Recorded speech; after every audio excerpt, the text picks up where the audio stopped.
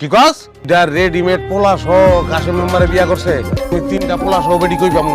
পোলা সহ একটা বিধবা বেটি দেখ দেখ বলে তোর বাপের কাছে নালিশ করছস তোর আমি ছেড়ে দেবো হাসা কথাই কইছস তোর ছেড়ে দেবো আমি দেখো কি কয় আর রেডিমেড দুইটা পোলা সহ এক বেটির বিয়া করছে